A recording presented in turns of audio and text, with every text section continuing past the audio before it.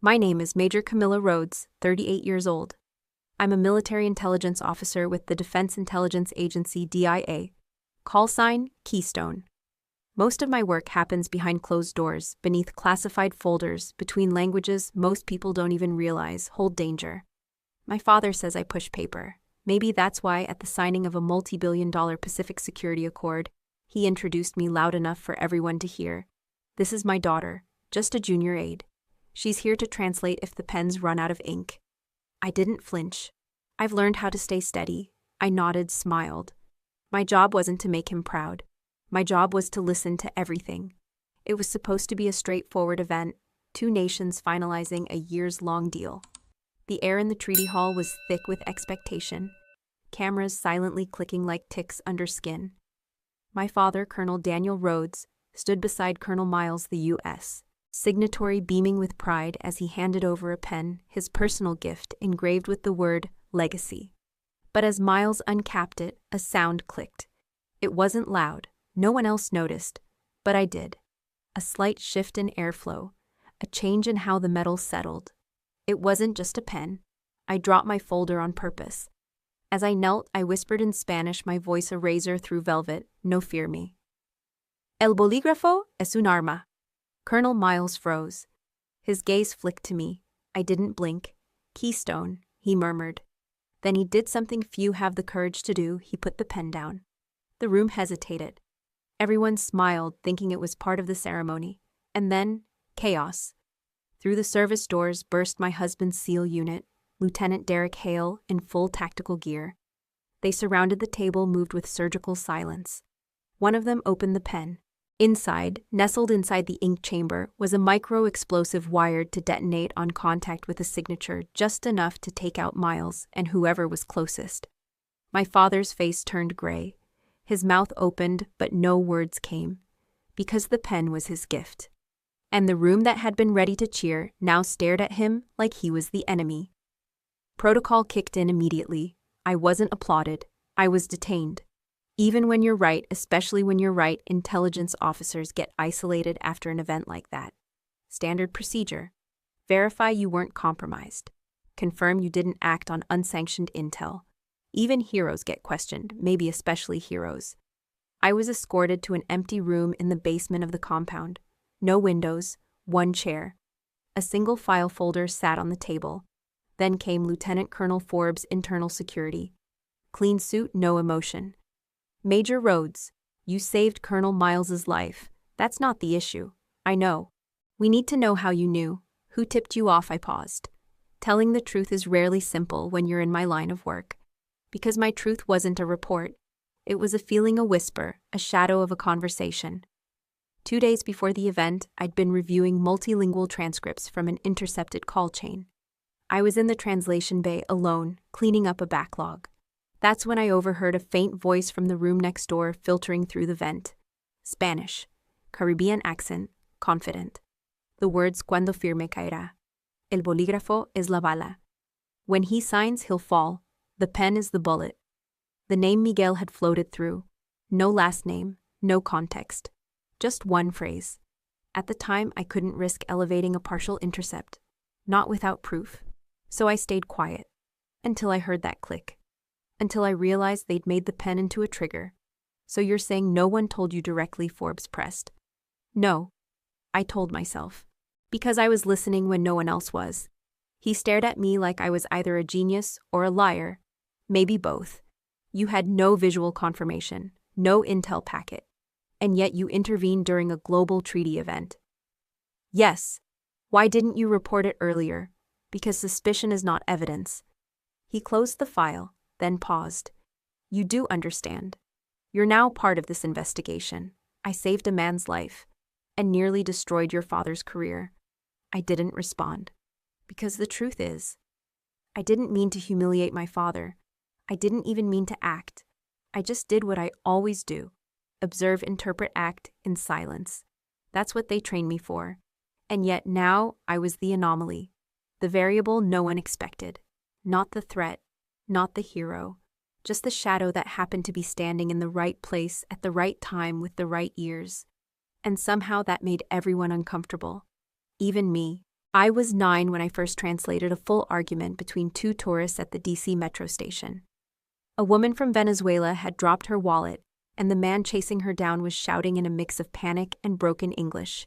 No one around understood him except me. I told the station guard exactly what was happening word for word. They caught the pickpocket, returned her wallet. That day I felt something shift in my chest, like I had been handed a tool no one expected me to wield. By the time I was 17, I had mastered Spanish-Portuguese and was auditing Arabic classes at the community college just for fun. My high school counselor called me the quiet interpreter with a nuclear mind. She meant it kindly, but I remember how it stung because even then no one saw me as more than a background asset. I joined the military not to carry a rifle, but to read the language behind the language. I didn't want noise. I wanted meaning.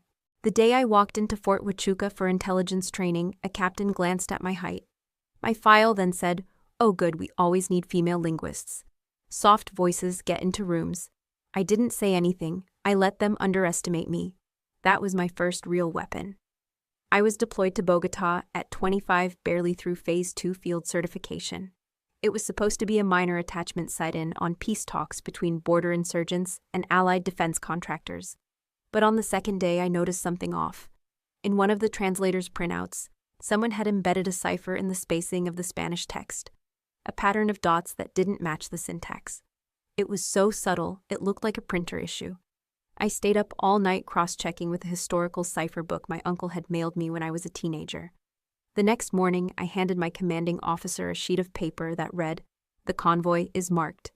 Road 47, midday. Remove air cover." It was a trap. They were planning to lure our team down a narrow canyon, hit them with RPGs, then blame it on a third-party militia. We rerouted. We survived.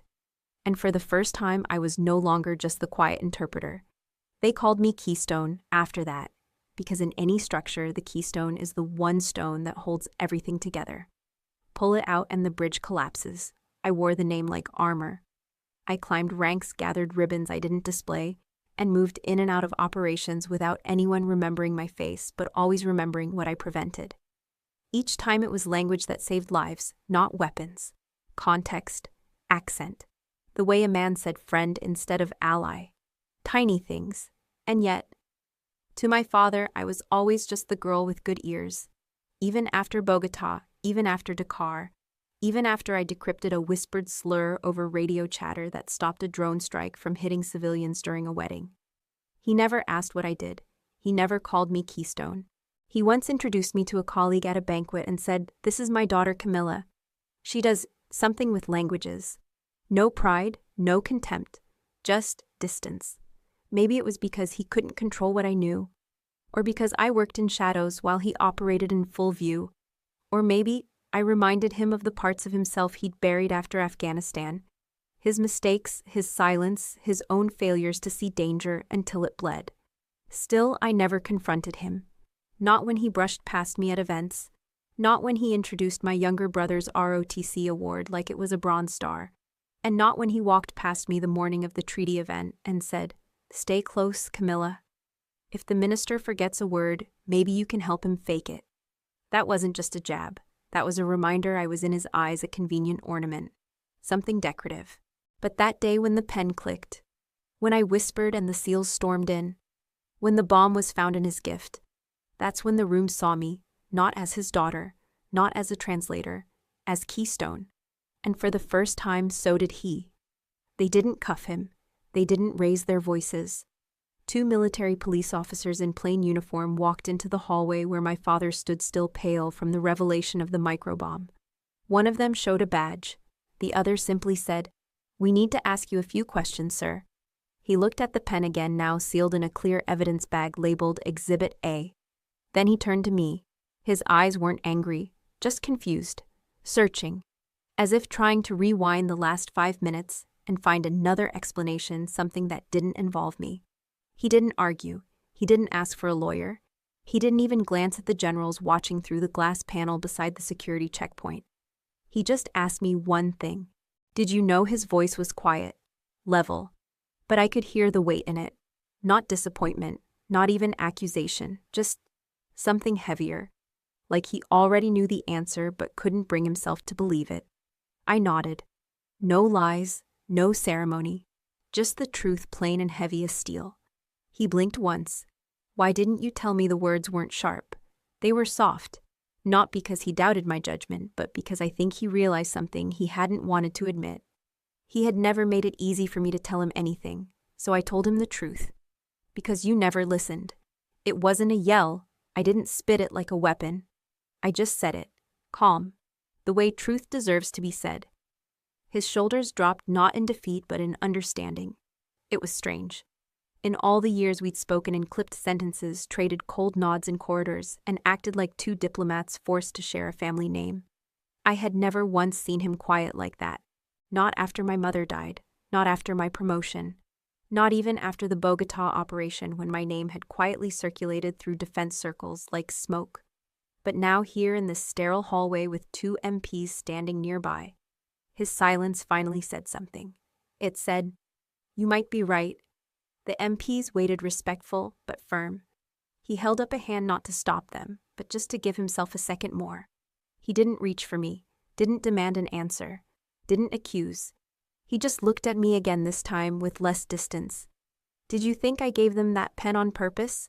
His voice was lower now, not fragile, just human. "I don't know," I replied, which was the truth. Because in the hours before the summit, I'd heard whispers. I'd seen a partial document under review in the encryption terminal. I'd overheard a private conversation in Spanish that sounded off. And I had seen my father hand-deliver the pen to the colonel with a smile. But I also knew my father wasn't stupid. He was a proud man, flawed, but trained to sense danger. He didn't miss details, unless he wanted to miss them. Unless he had been protecting someone like Miguel Cazares, the civilian diplomat who owed my father more than one favor. Someone who could have planted the mechanism without telling him what was inside. "Would you believe me if I said I didn't know what the pen contained?" he asked. I studied him carefully. I'd spent a lifetime decoding people, but this time there was no cipher, no misdirection. Just a man who looked like he was no longer sure who to defend: his career, his conscience, or the version of himself he'd been clinging to. "I believe you didn't want to know," I answered, because knowing would mean choosing. Another silence. Another shift in his face, like something cracked, but not loudly. He turned to the MPs and said, "I'll come with you." As he walked away, I didn't feel victory. I didn't feel vindication. I felt still, like I had finally said something I'd waited 2 decades to say, and now I didn't know what to do with the quiet that followed. Later, when I was called in for a follow-up debrief, the investigator asked, "Do you think your father was complicit?" I looked at the file, then out the window. "No," I said, "but I think he ignored a warning sign, because it came from me." They didn't write that down, but I knew it was the most honest line spoken in that entire building. When I was little, my father's uniform was magic. It smelled like starch and discipline. It gleamed with metals I couldn't name but admired with childish awe. The sharp lines of his jacket felt like armor, and I believed with all my heart that nothing bad could happen when he stood beside me. He taught me to salute before I learned to multiply. He showed me how to stand tall when singing the anthem, how to tuck my chin slightly when facing the flag. He wasn't soft, not the way other dads were, but he was steady. And for a child like me, steady was enough to feel safe. We had our rituals. Saturday mornings, he'd wake me early and say, "Let's earn breakfast." That meant running 2 miles, then practicing kata drills in the backyard, while the sun cut sharp angles across the fence.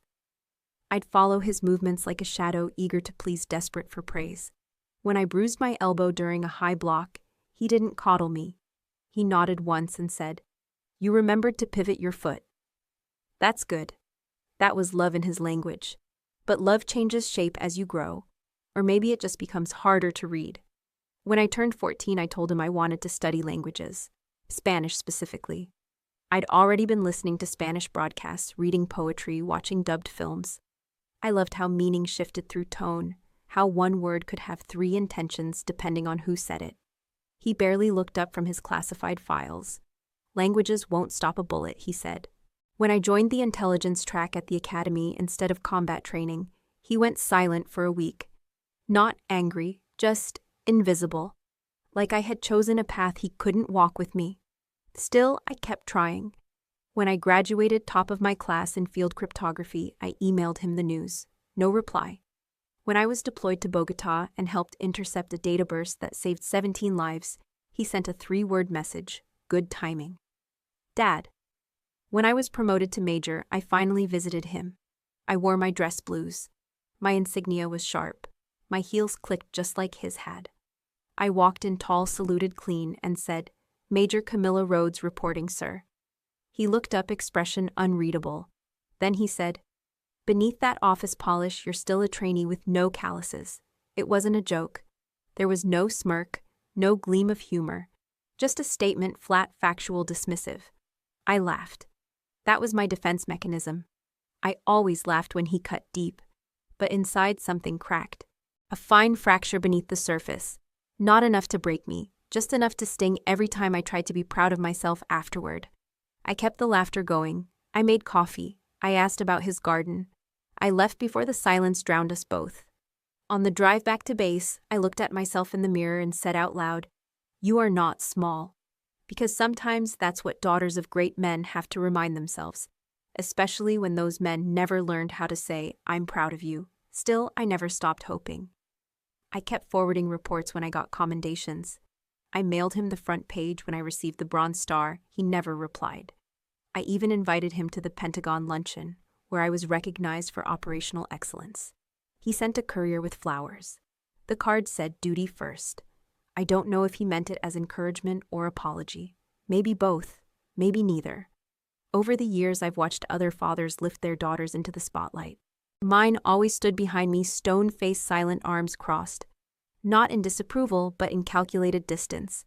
As if my success was something fragile, temporary, or maybe not entirely earned. But that distance, it shaped me.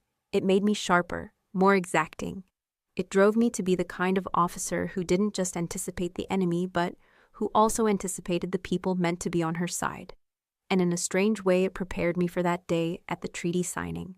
Because when I looked at the pen, his pen, and felt the twist in my gut, I didn't hesitate. I didn't ask for permission. I didn't wait to be seen. I acted.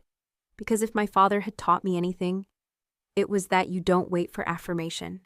You build your own certainty even if the person you wanted to impress the most never looks back.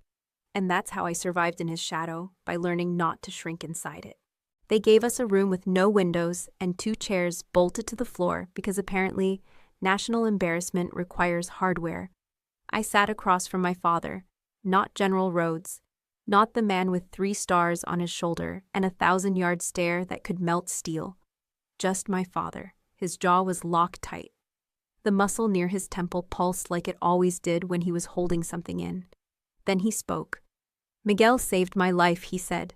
No preamble, no apology, just fact. Peru, 12 years ago, a roadside bomb took out our convoy. Miguel dragged me from the wreckage. I would have died if he hadn't pulled me clear of the second blast. I blinked. I hadn't known that. I thought I knew every scar he carried, every story etched into the corners of his eyes. But this one, he'd kept this one buried. He never asked for anything afterward. He continued.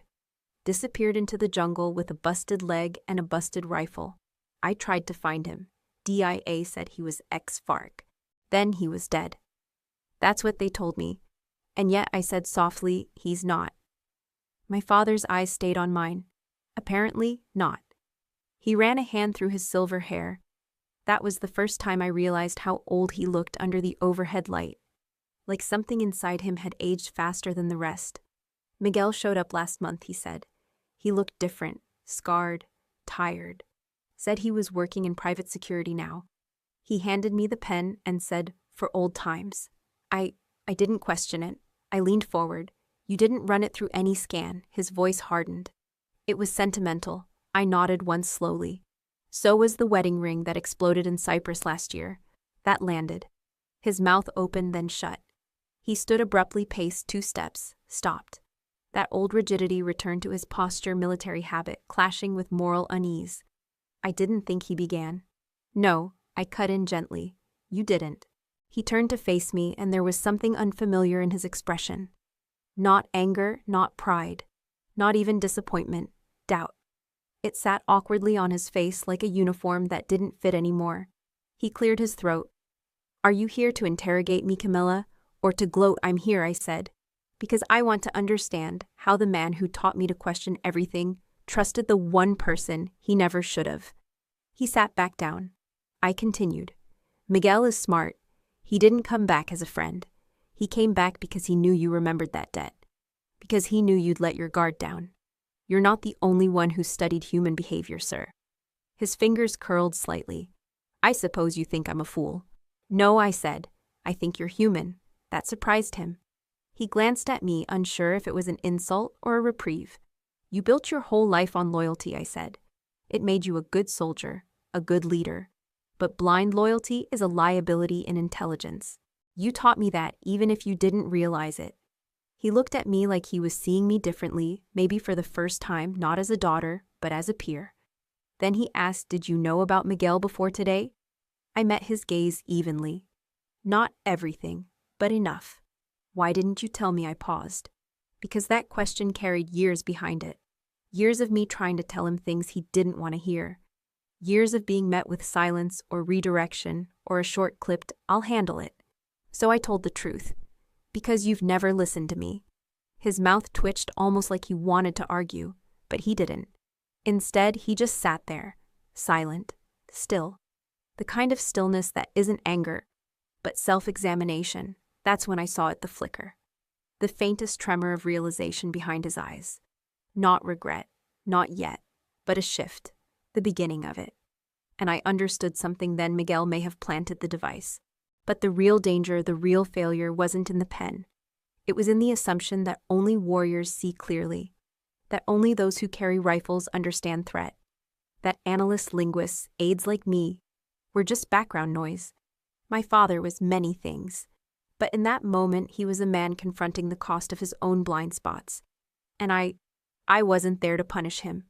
I was there to make sure he finally saw. The first headline I saw was on a defense blog. Translator Aide prevents bombing at treaty signing. The next one on a viral TikTok account read, who is the woman who whispered in Spanish and saved a colonel's life? And then came the one that stung the most. Just lucky questions surround Aide's role in pen bomb foil. By the time I was released from internal isolation and cleared of any procedural wrongdoing, my name Camilla Rhodes was trending in small corners of the internet, but not as a major. Not as an intelligence officer with 12 years of decorated service under the Defense Intelligence Agency. No. To the public, I was still the junior aide who whispered something in Spanish. No call sign, no background, no context. Just a woman who'd happened to be there. The Pentagon made no official statement understandable given the classified nature of what almost happened. But silence breeds speculation. And in the void, everyone filled in their own version of me. The military blogs debated my credibility. She wasn't even on the official intel roster for the summit. Why would a translator have access to high-level signals? Is this just PR cleanup for a failed security sweep? Civilians on Reddit made memes about it. One showed a woman in a business suit photoshopped into an action movie poster, holding a pen like it was a grenade. Caption: when your day job is Microsoft Word but you moonlight as 007. I didn't laugh. Then came the backlash I should have seen coming, but somehow still felt like a punch. A female analyst stops a bombing with one whisper. Sounds like feminist fan fiction, bilingual and brave. Either she's fake or secretly CIA. Bet she got a medal and a book deal already. I didn't. Not even a commendation. Not that I expected one. Because the real work, the kind that matters, doesn't get medals. It doesn't get trending hashtags or viral videos or celebratory parades. It gets your clearance reviewed, your loyalty questioned, your methods scrutinized, especially when you don't fit the uniformed fantasy of a hero. But that was fine. I wasn't looking for a headline. I was looking for truth. Inside the agency, the conversation was different but just as sharp. Colonel Miles requested an official commendation for me. His exact words in the memo: Rhodes acted swiftly and saved lives. I trust her instincts, her discretion, and her language skills more than most combat-trained personnel I've served with. It was generous, earned, and promptly buried. The review board didn't say no, they just didn't say yes. My CO said it was under review. That's code for let's wait until the noise dies down. But noise has a way of echoing even in soundproof rooms. Some of my peers rallied behind me, especially the women, and especially those who'd ever been mistaken for assistants. when they were actually analysts, strategists, or cryptographers. But others pulled away. They nodded stiffly in hallways, avoided eye contact during briefings, referred to me only as the Aide from the treaty debacle. They weren't cruel, just uncertain, as if I'd become something unstable. A variable they hadn't accounted for. I understood. In intelligence, unpredictability is a liability even when it's what saves you. So I said nothing. No interviews, no clarifications, no leaked memoirs or anonymous sources. I returned to my work, classified files, surveillance logs, deep analysis of voice patterns and diplomatic transcripts, all the invisible threads that hold the fabric together. I didn't need the world to know me, because in silence truth grows deeper roots, and I'd already learned that the most important things I've ever said were the ones only one person needed to hear. So when strangers online mocked me, I let them. When analysts whispered doubts in secure corridors, I let them. And when a young intel trainee in the cafeteria shyly approached me and said, "I watched that clip. I'm learning Spanish now. Because of you," I just smiled and told her, "It'll save lives. Trust me." Because sometimes silence is not weakness. It's restraint. It's strength. It's choosing not to feed a machine that forgets women like me the moment we stop being useful. And while the world argued about what I was or wasn't, I quietly became something more powerful than a viral name. I became undeniable. I found Derek where I always expected him to be after a mission, not at headquarters, not in a debriefing room, but seated on a metal stool inside the medbay's weapons cleaning bay, wiping down the slide of his sidearm with quiet precision. The room smelled faintly of gun oil and antiseptic. Everything was sterile, except him. He looked up when he heard the door. His eyes didn't flicker with surprise, just quiet knowing. I sat beside him, not on a chair, but on the floor, my knees drawn to my chest. My hands wrapped around them like a fortress. I didn't speak right away. The silence between us was gentle, not awkward, not cold, just familiar. "They said I was reckless," I finally murmured. He didn't stop cleaning. He just shifted his grip on the cloth. "You weren't." "They're reviewing my clearance again." I traced the grout lines between the tiles with my fingertip. Derek set the cloth down slowly, carefully, like each gesture had weight. "They review everyone's when things get uncomfortable. That's bureaucracy's way of pretending it's doing something useful. I'm being called a translator with a hero complex." My voice didn't shake, but it scratched like gravel. He reached over to the tray next to him, picked up a small folded item, and extended it toward me. It was a paperclip. Bent, twisted, just so. A shape I'd molded absent-mindedly months ago while sitting on his bunk, waiting for him to get out of the shower. I'd clipped it onto his dog tags before he deployed last. A silly gesture. Or so I thought. He held it between us now like a sacred object. "I've kept it with me, every op, every step," he said softly. "It was never silly, Cam." I took it from his hand, my fingers brushing his. "You knew I always knew." His eyes met mine, calm, grounded, "that you were right, that you saw what others missed, that you said the words no one else could, and that you'd carry the blame for it, because that's how quiet courage works." I didn't cry. I didn't let my lip tremble or my eyes mist. But my back, which had held straight through every interrogation, every headline, every meeting with command, I let it fold just enough to lean sideways and rest my head against his shoulder. It wasn't because I was tired or broken. It wasn't surrender. It was trust. For the first time since the treaty, I didn't feel like I had to brace against the world. "You didn't tell me everything," he added, voice low. "I couldn't," I whispered. "Not because I didn't trust you, because I needed to make sure it wasn't a ghost." "Miguel," I nodded. "He's a phantom in 10 different files. Nothing solid. Just whispers, like a shadow only seen out the corner of your eye. And now I exhaled, he's real. And dangerous." Derek shifted slightly enough to let my head settle more fully into the crook of his shoulder. "Then we find the trail, together." I turned to look up at him. "Even if it leads somewhere no one wants us to go," he smiled faintly. "Cam, I married a woman who once convinced an entire joint task force that an encrypted poem was a missile launch code. There's nowhere you go that I won't follow." For a moment we just sat. No drama, no dramatic music. Just two people who'd worn different uniforms, fought different wars, and now shared the same quiet battlefield called belief. His hand found mine, not to hold it, just to touch. And then he said what I didn't even realize I needed to hear. Let them talk. Let them doubt. You're not here to win applause. What am I here for then, I asked. He looked at me like it was obvious. You're here to keep bridges from falling.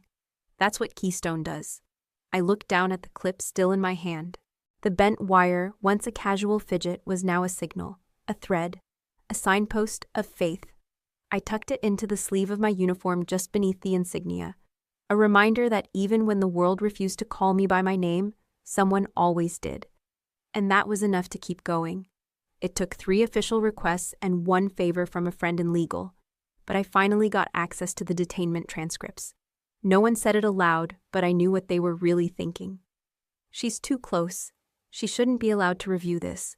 But protocol didn't explicitly bar me, and I was careful to remain calm, procedural.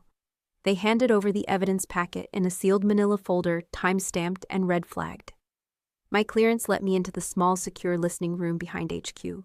No windows, just a desk, a recorder, and headphones too large for the shape of my head. I took a breath, inserted the first audio file. Miguel's voice played back, calm, precise, chilling in how casual it sounded. He was speaking in Spanish, but the dialect was Colombian, not Mexican. I caught the subtle shift instantly. That detail alone could have misled half the translation team. Rhodes still trusts me, he said, laughing softly. The old soldier sees the world in lines of honor, but honor makes you blind. I paused the recording. My fingers trembled. I rewound 5 seconds. Hit play again. Rhodes still trusts me. The old soldier sees the world in lines of honor, but honor makes you blind.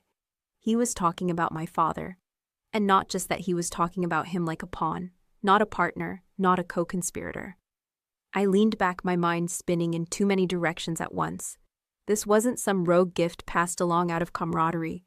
Miguel had known exactly how my father would receive the pen. He'd used the one thing no security scanner could detect: trust. I thought of my father's face after the incident, how it crumpled not with rage, but with something much harder to watch: realization. And now I understood why. He wasn't the architect of the near assassination. He was a liability in someone else's design. That should have comforted me. It didn't. Because weakness isn't always malicious. Sometimes it's just as dangerous. I clicked into the second file. This time it was Miguel being questioned by intelligence. Most of it was redacted. The rest was noise, stonewalling, cryptic remarks, a man who knew which parts of silence were his best weapon.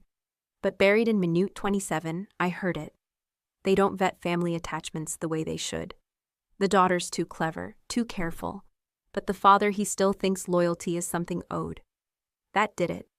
I sat frozen for a full minute, then shut off the playback. I stared at the wall, not the kind of stare that sees anything, just the kind that tries to keep from breaking open.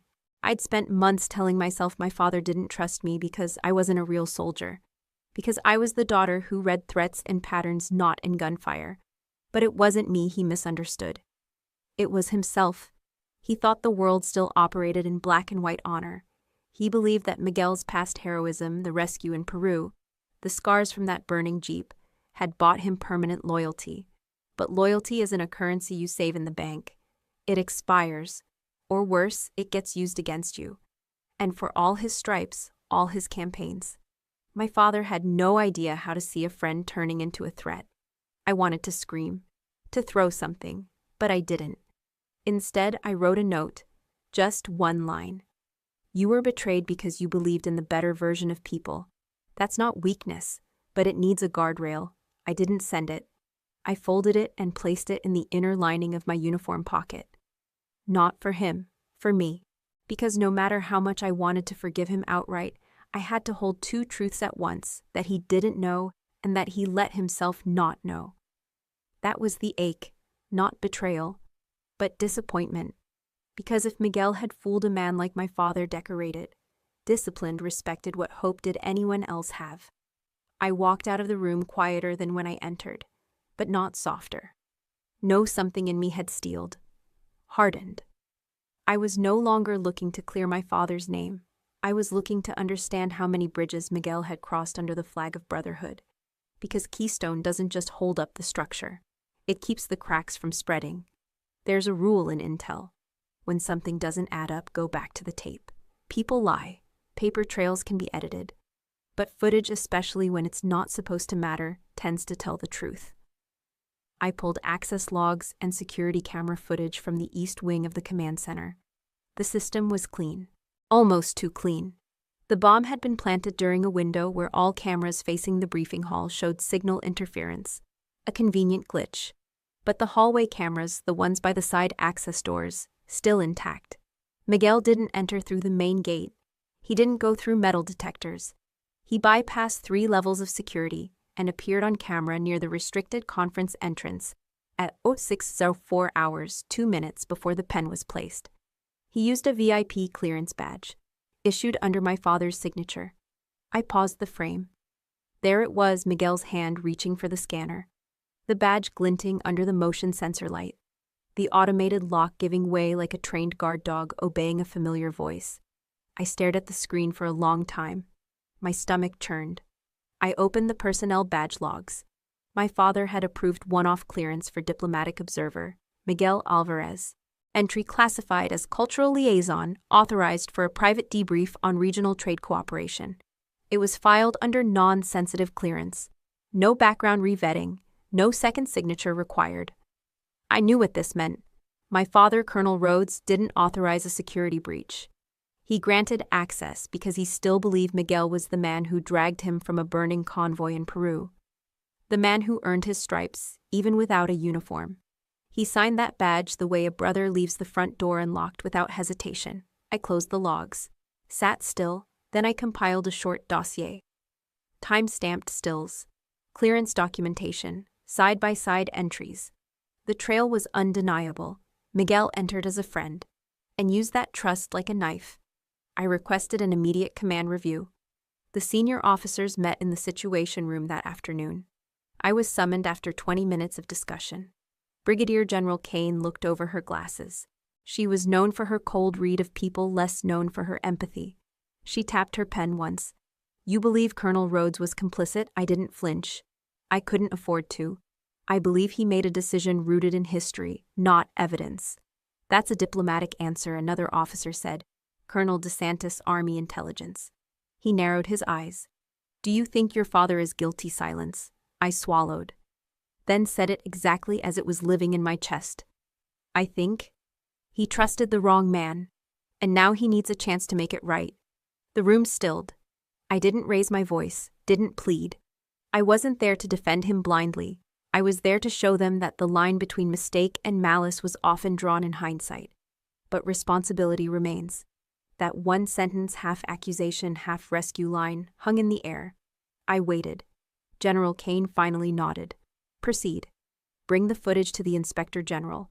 We'll initiate a full internal review. And Major Rhodes. She looked at me not with suspicion but with something quieter. Respect, maybe. Or caution. You're too close to this, but you're also the reason we even caught it. That counts. I left the room with the folder clutched tight. Later that evening, I found my father sitting alone outside the base chapel, not praying, just still. He didn't look at me, but he said he used me. I sat beside him. He added, You knew it before I did. I didn't respond. He turned. You're not saying I shouldn't have trusted anyone ever again, are you? I met his eyes. No, sir. I'm saying you should have trusted me. He nodded slowly. Then after a beat, Does it help? Knowing I meant well. It helps, I said gently. Knowing you finally see the difference between meaning well and doing right. That was enough for now. The investigation would go on. Repercussions would fall.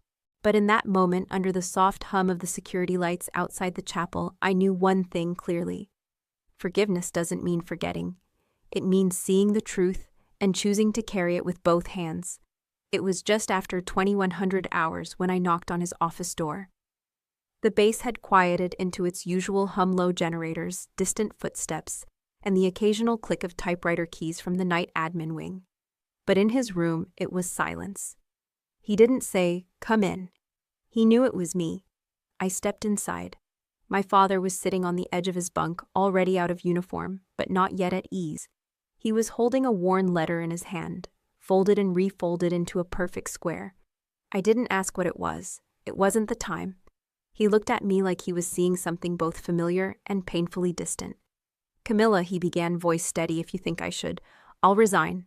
He didn't dress it up, no speeches, no denial, just an offer. Like it was something he'd already said to himself 100 times. I stayed standing. He went on, "I understand the optics. I authorized access without re-verification. I ignored protocol.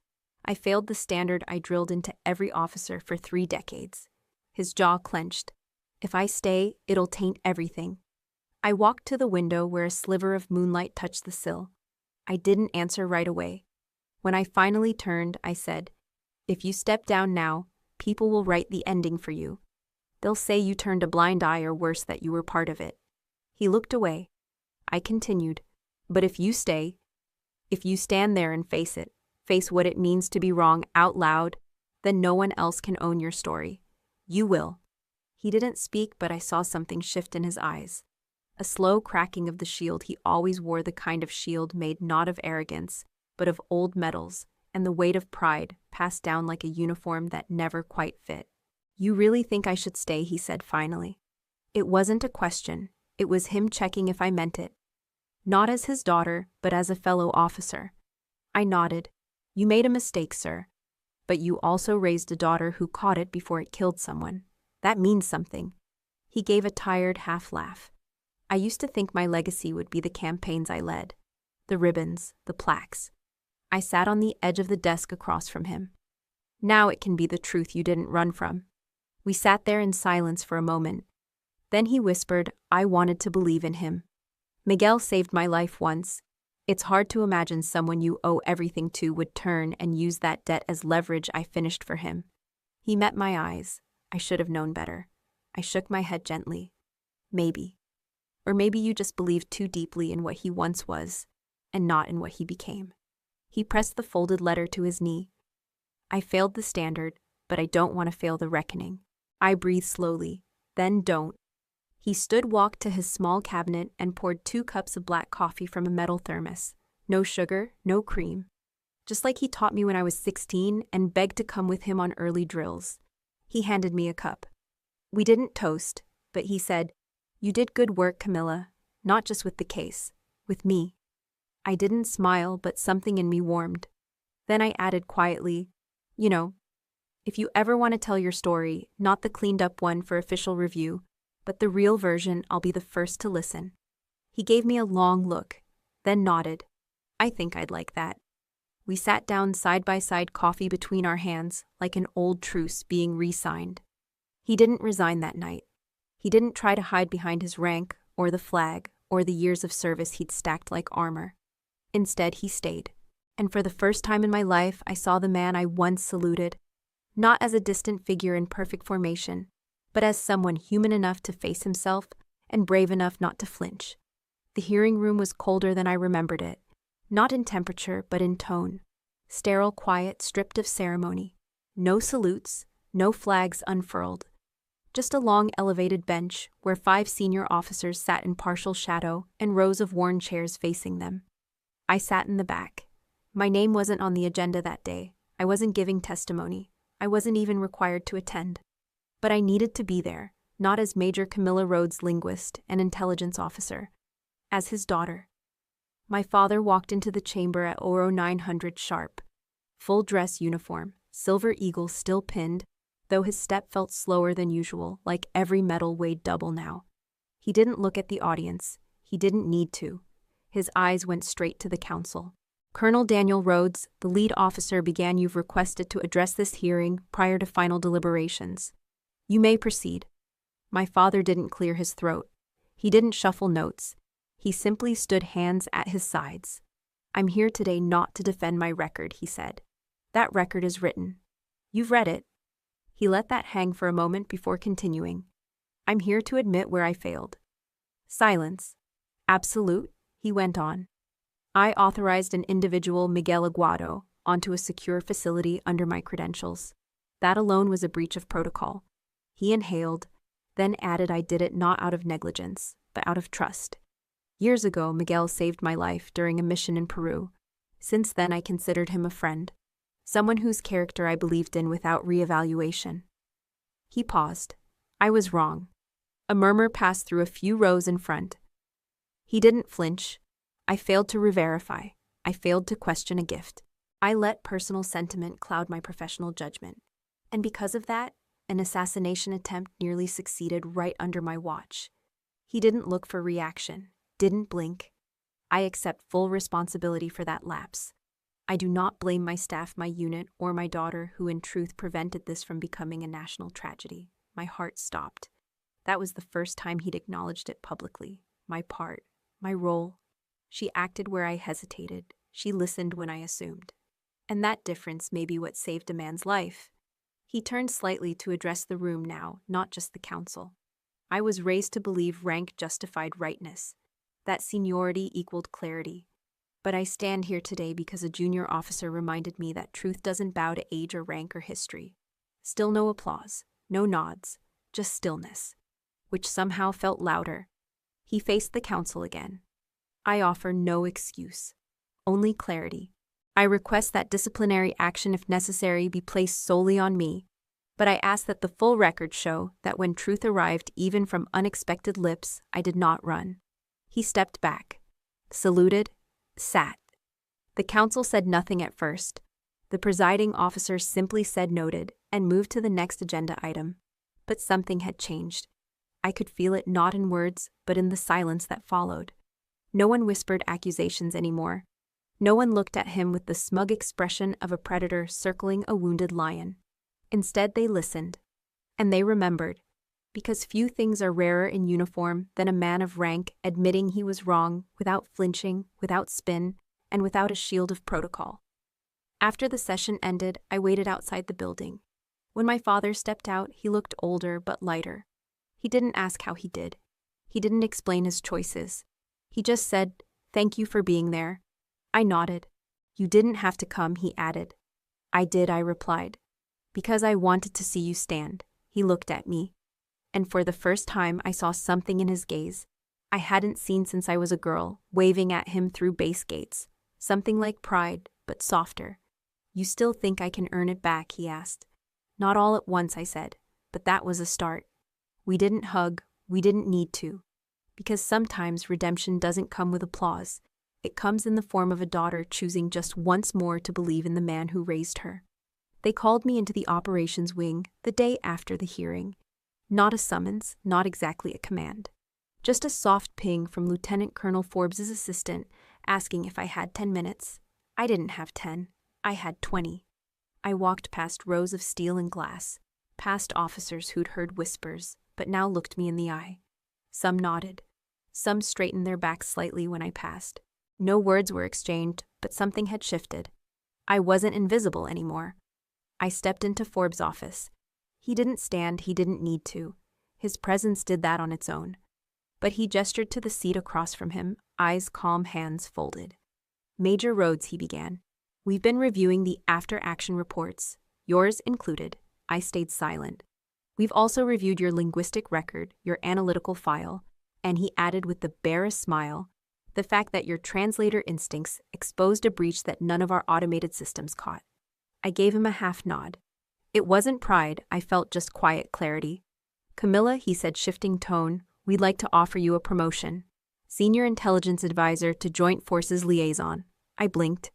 That was 3 grades above where I stood. A corner office, a dedicated team, a plaque outside the door.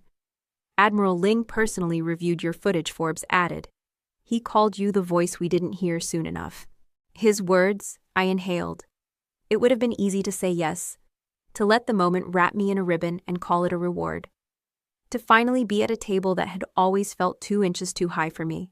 But I didn't say yes. Instead, I asked, "May I speak plainly, sir?" He nodded. "I'm honored," I began. "Truly, but I don't think I'm needed in a bigger room." He raised an eyebrow. "Explain." "I don't need a larger desk," I said slowly. "To do work that matters, I've already learned how to make myself heard without a nameplate. And I've realized I belong where things go unnoticed. where people assume they already know who's important and who isn't. I swallowed before finishing, because that's where the danger creeps in. And that's where someone like me, someone overlooked, can still change the outcome. He didn't respond right away, just studied me. Then to my surprise, he smiled. Understood, he said. You'll remain in your current role, but with clearance expanded. And should you ever change your mind, I'll come find you, I promised. When I left the office, I didn't feel small.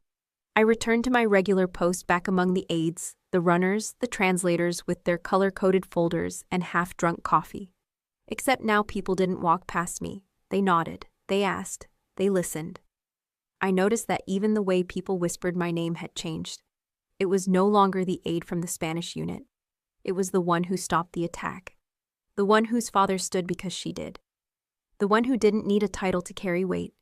Later that day, someone placed a new ID badge on my desk. Same rank, same clearance line. But one change at the bottom, a small emblem signifying Special Intelligence Liaison. I smiled. Not because I needed it, but because I knew now I was exactly where I was supposed to be. I walked down the hall to grab another folder for the debrief team. Along the way, a young airman stopped me. Ma'am, he asked, voice a little nervous. You're Major Rhodes, right? I turned. Yes, I just wanted to say, I saw what you did. What you didn't let go, silent. I nodded gently. Then don't let your voice go silent either. He nodded, eyes bright. As I continued walking, I passed the old wall of honor, a display of citations, awards, and unit photos. My father's image was still there, years younger, saluting the flag beside his unit in Peru. He looked invincible in that photo. But I knew now real strength wasn't in the picture. It was in the parts he had to rebuild, in the way he stood when everything fell, and maybe, just maybe, in the daughter who chose not to replace him, but to stand beside him quietly and do the work no one else saw coming. It was almost 1900 when I walked past his door.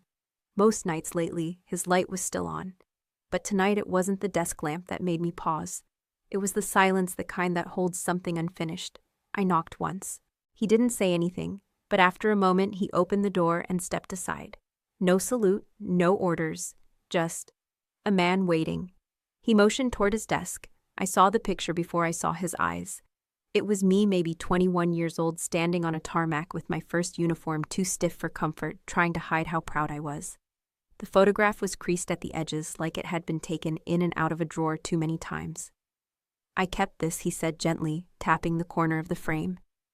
Even when I told myself I shouldn't, I didn't answer. You look too small for the boots, he added, voice lower. And I told myself that was weakness. I stood still. Camilla, he said slower now. Like he'd practiced these next words in his head for a long time. I was wrong that day. I sat. He didn't rush. I thought I was protecting you, he continued. From war, from disappointment, from men who'd underestimate you because of your voice, your name, your heart. I breathed in, but what I did was worse, he admitted.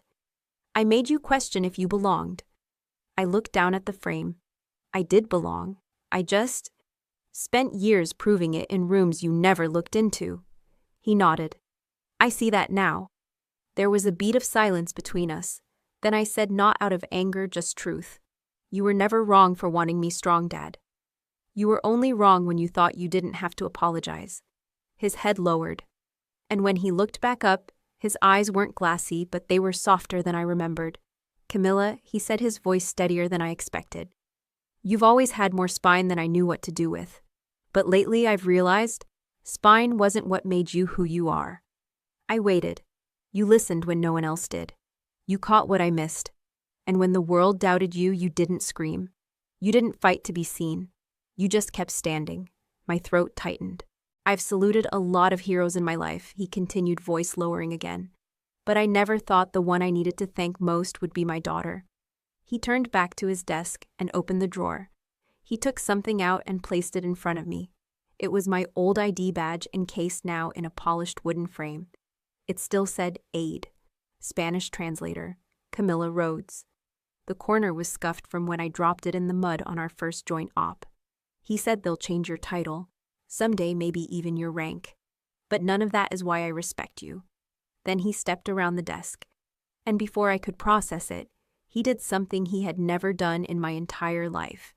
He reached out and touched my shoulder gently, like the weight wasn't just in the gesture, but in everything unspoken behind it. You held the line, he whispered. Not just for your country, but for me. And then he smiled, not the proud colonel, not the sharp-tongued mentor, just my father. My keystone, he said softly. Thank you for holding the world together while I almost let it fall apart. It was the first time he said my call sign, without sarcasm, without mockery, without doubt. I felt something inside me settle, because sometimes the most important recognition doesn't come from a medal, a press release, or even a promotion. Sometimes it comes from the man who taught you to salute, finally returning the gesture, not with his hand, but with his heart. And that night as I walked away, I didn't cry. But I looked at that old photo in my mind again, and this time I didn't see a rookie in oversized boots.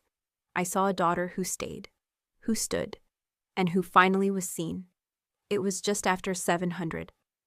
The mess hall was mostly empty except for a few early risers and one man who always woke before the world asked him to. Derek sat at the far end by the window, a steaming mug already in hand. He hadn't touched the eggs on his plate. That wasn't unusual. He saw me and gave a small nod.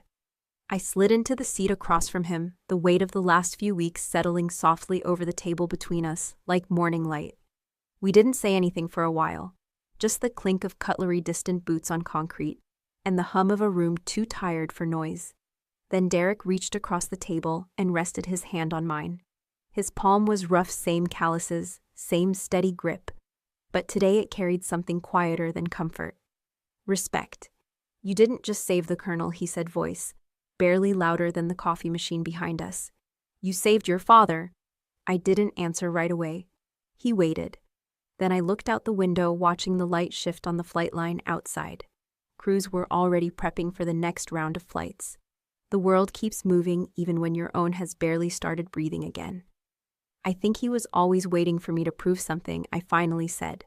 But this time, it wasn't about proving I was right. He leaned in, slightly curious. I continued. It was about proving I'd stay, even when it hurt. Derek didn't try to spin it into a compliment or a pep talk. That was what I loved about him. He knew the difference between needing to be heard and needing to be fixed. I used to think being keystone meant holding things together, I said. Fingers brushing the edge of my cup. Now I think it means being willing to carry the weight when others can't, and letting go when they're ready. He exhaled slowly, a little amused. That's a lot of meaning for one call sign. I smiled. Well, the name stuck. He gave a soft chuckle. You know, I remember the first time I saw you in uniform. You were behind two brass talking like you weren't even there. Then one of them asked where the report was, and you already had it printed, translated, and tabbed. I thought, that woman, she's the one keeping this place from tipping over. And you didn't say anything. I wasn't stupid, he said. I knew you'd notice. I noticed. We laughed quietly but fully. Then his tone softened again. You've always been good, Camilla. But this time, you didn't just navigate chaos, you brought truth into it. You stayed when you had every reason to run. You chose clarity over pride, justice over vengeance. He paused. And somehow you did it without losing the parts of you that made you human. I didn't cry. But the words landed where tears used to live. He squeezed my hand again. And now I thought for a moment. I don't need a bigger desk, I said, or more stripes on my shoulder. I just need to know that when I walk into a room, I bring the kind of steadiness that holds the mission together. He tilted his head. That sounds a lot like someone who understands legacy. I nodded. Maybe I do. We finished breakfast slowly. We weren't in a rush anymore. As the sun edged higher through the windows, I caught a reflection in the glass. Just the faintest outline of myself, in uniform, sitting upright, clear-eyed, grounded. For years I had measured my worth by how well I blended in, how smoothly I supported others, how invisible I could be while making everything run. But now I wasn't invisible. I was steady, known, trusted, and not because I demanded to be seen, but because I showed up when it mattered, because I spoke when it counted, because I stood between collapse and consequence, and held. I turned back to Derek. You know what the colonel called me yesterday? He raised an eyebrow. He said, my keystone. No sarcasm, no smirk. Derek smiled. I added it wasn't a victory.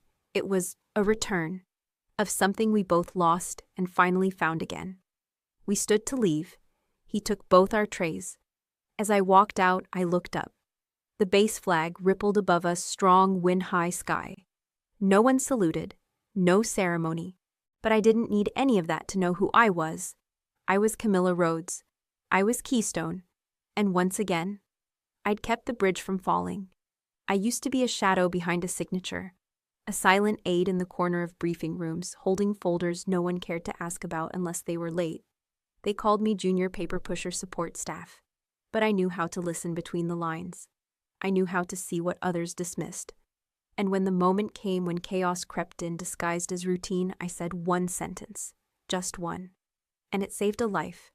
Not because I shouted or slammed a gavel or carried rank enough to silence a room, but because I knew when to speak and who needed to hear it. That's the thing about silence. It's not always weakness. Sometimes it's the only clear voice in the room full of noise. Sometimes your quiet decision is the bell that keeps the bridge from collapsing. People look at strength like it's loud, like it commands attention. But I've learned it doesn't have to be. Strength can be steady, strength can be still, strength can wait until it matters. And when it does, when truth and timing align, you don't have to raise your voice. You just have to stand. I'm still not the highest-ranking officer on base. I don't have medals you'll read about in the papers. But I've held this place together. I've seen men ready to die for their pride. I've seen fathers fall short and still choose to rise. I've stood between accusation and redemption, and didn't let either swallow us whole. That's what it means to be Keystone. Not the biggest stone, not the strongest, but the one shaped precisely to hold everything else together. And that is enough. So if you've ever felt unseen, unheard, unimportant, let me tell you this. Sometimes the person who turns the tide is not the one with the mic, but the one with the map. Sometimes the one who prevents a war never fires a shot. Sometimes the miracle isn't loud. It's the steady hand, the second look, the whispered warning. If you have that voice inside you, the quiet instinct that says this isn't right, or say it now, don't ignore it. Don't wait for permission to matter. Use your silence wisely. Use it to notice, to understand, to hold firm when the room wavers. And when the time comes, let that silence break with purpose. Before we say goodbye, I'd love to know something. Where are you watching from? Is it a quiet morning with a warm cup of coffee, or a late night where stories like this keep you company while the world slows down? Let us know in the comments. I promise we read every single one with gratitude. And if this story touched something in you, if it reminded you of someone you miss, someone you forgave, or someone you want to become, please consider subscribing to this channel. Not just to hear more stories like mine, but to be part of a community that still believes in kindness, healing, and second chances. Thank you for spending your time with us today. Wherever you are, whatever uniform you've worn or burdens you've carried, I hope you carry this story with you, not as a caution, but as a reminder that justice doesn't always roar. Sometimes it waits. Sometimes the miracle doesn't knock on your door. It waits quietly, patiently, until you're ready to open your heart. And when you do, it walks in, like a daughter who finally speaks, like a father who finally listens, like silence turning into a second chance. Take care. We'll see you in the next story.